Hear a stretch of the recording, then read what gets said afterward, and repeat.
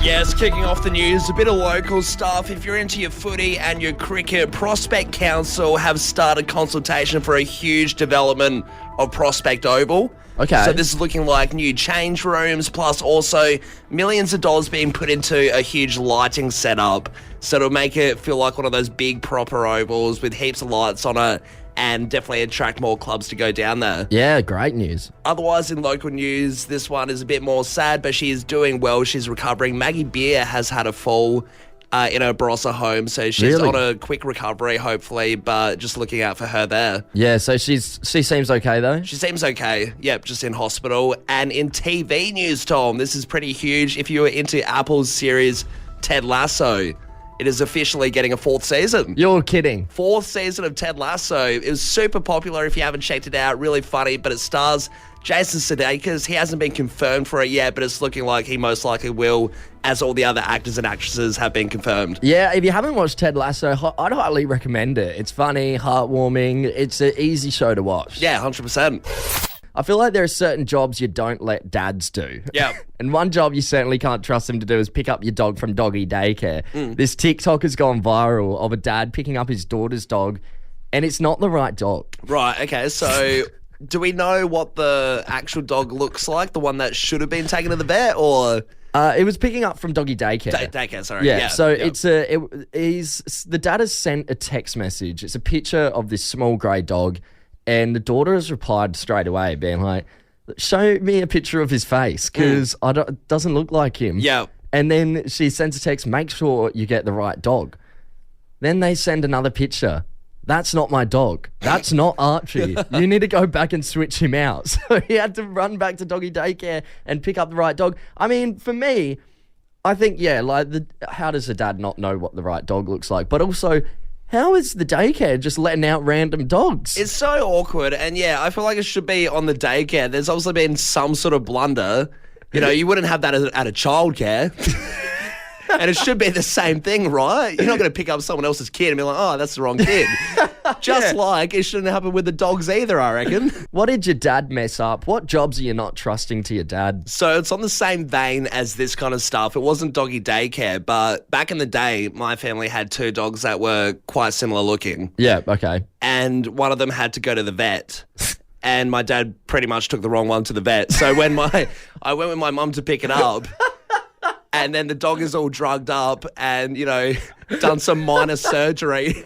And me and mum were looking. Wow, really? It was like minor surgery? Yeah, it was bad. And, you know, the dog was like a bit woozy and going down the hallway, bashing into the walls and stuff. Like, you know, had just had the full treatment and everything. A bit woozy from the vet. Me and mum looked at it and were like, that's not the right dog. So I had to fork out another set of medical bills and everything for the right dog to go to the vet. Surely the vet that was performing the surgery would think so. be like, well, there's actually nothing wrong with this dog. Also, especially that we've been regulars there for 10 years. Surely the vet had a little bit of an inkling. I got this text, my dad wasn't there, so he avoided messing up. On the other hand, doesn't matter how much I mess up with my kids, still a better dad. Ah, there you go.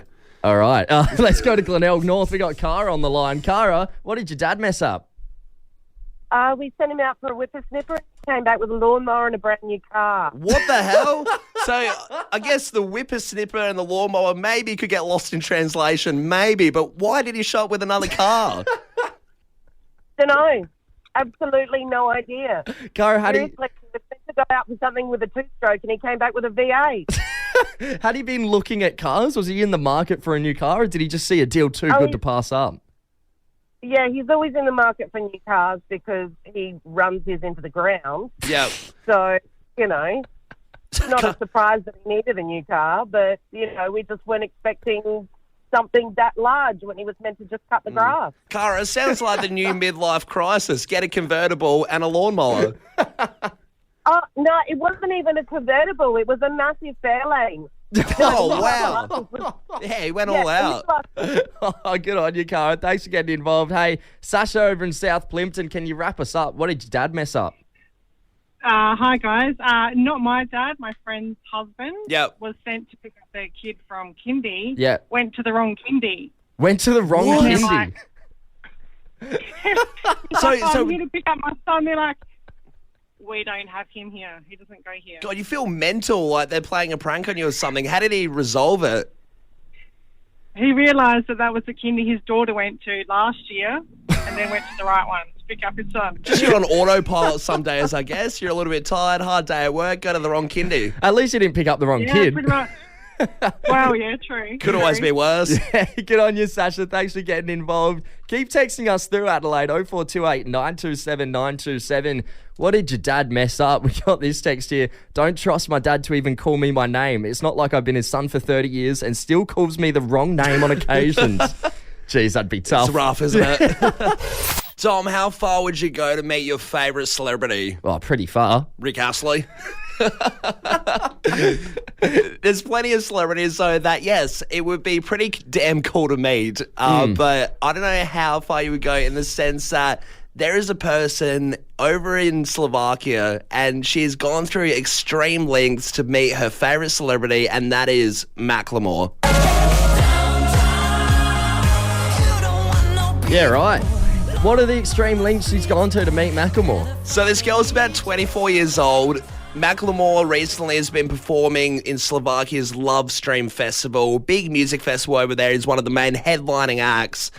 And she's got up on stage. Macklemore's called her up. She's got up on stage, had a dance with him, had a rap. So she's been called up. Yeah, so Macklemore, it's out of a random crowd. Yeah, just impromptu. Yeah, she probably looked really excited, put her hand up, had a sign, anything like that. Macklemore's got her up for a bit of a dance.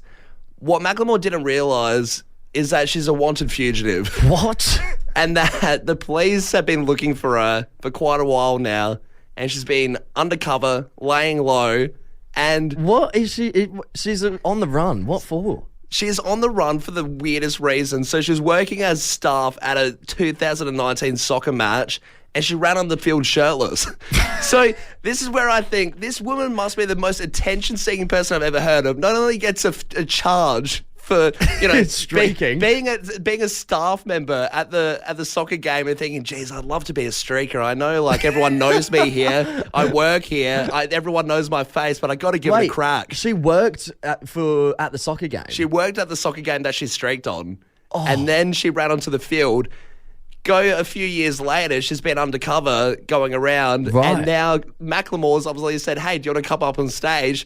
Imagine standing there thinking, I know I shouldn't. Do you reckon she just forgot she's on the run? Maybe. It's like, surely streaking, that's just a fine or a venue ban, though, isn't it? Yeah, it is just a fine. Yeah, okay. So she's just dodging a fine. Yeah. So it is just a minuscule fine, but now the repercussions because she dodged that fine and now has been caught out at the Macklemore concert. It's looking like prison time. Jeez.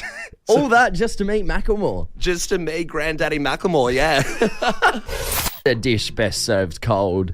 And over in China, a woman has taken revenge to a whole new level. Sweet, sweet revenge.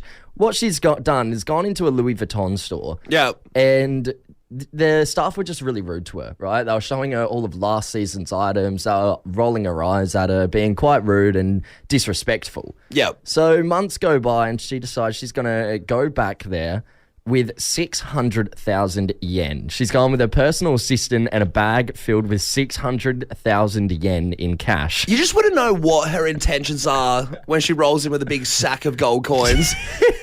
Like, what are you doing? What plan are you going for in the attack? So she's gone there. It equates to about 123,000 Australian dollars. Wow. And, right? I'd like to say, I don't know if that would go that far at Louis Vuitton anyway. I mean, it sounds like a lot, but it's an expensive place. Well, it's a fair chunk of cash, right? So she's gone and she's decided these are the items I want to buy, and she's made the staff sit there and count all the money, all the cash, 123,000 Australian dollars. It took over 2 hours. Unreal. Did she purchase anything? So that's the thing. At the end, when they finished counting it, took over 2 hours. Yeah. She goes, yeah, I've changed my mind. I actually don't want this. Really? Took her cash and left.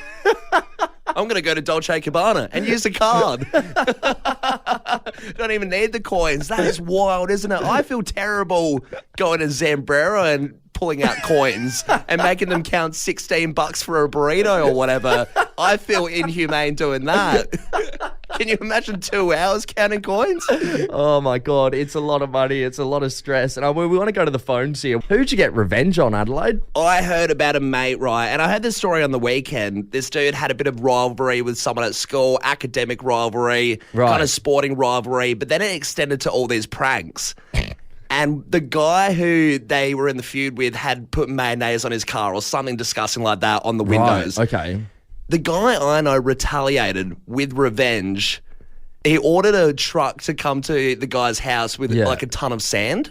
Right. And dump the like sand, a literal ton. like a literal ton of sand. And I didn't even know where you order this from, but they dumped it in the driveway so he couldn't back his car out. You're kidding. But then the guy's mum couldn't get out of the car park, the driveway either, so she couldn't go to work. So it all backfired and everyone got affected by it. Sweet, sweet revenge. We want to hear who you got revenge on, Adelaide. Go into the text line here. Somebody texted through saying, I used to prank call my teacher every night at 7 p.m. and say, "What's up?" from Scary Movie. Their daughter also went to my school, so their home number was in the buzz book. Right, yeah. It That'll just do it. Seems bizarre to do it at 7 p.m, a set time. Watch Neighbours, catch an episode of The Simpsons, and then prank your teacher at 7 p.m. What a night. Jesus, at the time. It's on here. This guy at work always buys coffee for people, but never offers to buy me one. So I use his work email to sign up for online shopping to get deals and tick the box to receive updates so he gets my spam. Yeah, that's a good one. It is an easy one to do. That is the easiest technology prank, just to submit someone's email for something. Sign up for 10% off. Don't mind if I do. Yeah, exactly right. And they just get pissed off with all the notifications. Another text coming through here. My mate who owed me money lent me his car for a week while he was away. I've got a mechanic mate who installed a clown horn. Apparently it did the job well when he ended up in a traffic jam. Great stuff. I mean, the perfect reason to have a mechanic as a mate. That's not true. That didn't happen. Tom, you hear about method actors all the time. The big actors that, lead up to a role and might do months or even years of getting into a character just for that one movie. Yeah, I mean, famously, Heath Ledger did it for Joker in The Dark Knight, where he trapped himself in a hotel room for months. I think it was like 3 months, no human contact. No, it went absolutely mad. But people do this, they do method act and they get committed to the role. But I think give this man the Oscar because he has committed to this one bit for his whole life. And he's not an actor. Right. He's just a random bloke from Connecticut. And he's about 84 years old. Yep. And he's been with his wife, whose last name is Dawson. It's Mrs. Dawson. It is Mr. Dawson, according to the article. And this has just gone all over the news because of how crazy it is. Pretty much for the last 62 years, he has said that he is deaf. Yeah, okay. With the intention that he just didn't want to talk to his wife. So he wasn't actually deaf? He was not deaf. So he claimed that, through injury or whatever, that he became deaf. And his hearing was slowly going and things like that, and that he couldn't talk or respond, so he just sat in silence. For 62 years? 62 years Surely, of deafness. any doctor that looked at it would be like, I don't know what the issue is here because you're completely fine. I think your husband's a fraud. It's like, what? I mean, what? Yeah, would he, go to the pub with his mates and just talk normally? Yeah, how do you keep it a secret for so long? Surely one of your mates has slightly a little bit of ethics to say, hey, mate, Mrs. Dawson, is not actually deaf. He was at the pub with us yelling at the TAB the other day. But it gets even worse. So his wife wanted to be able to communicate with him. So over the years started learning sign language. Oh, no. Then he claimed he was going blind. You're kidding. So he couldn't see the hands. This is not a real story. It is a real story. Mr. Dawson, what are you doing? He's a terrible dude.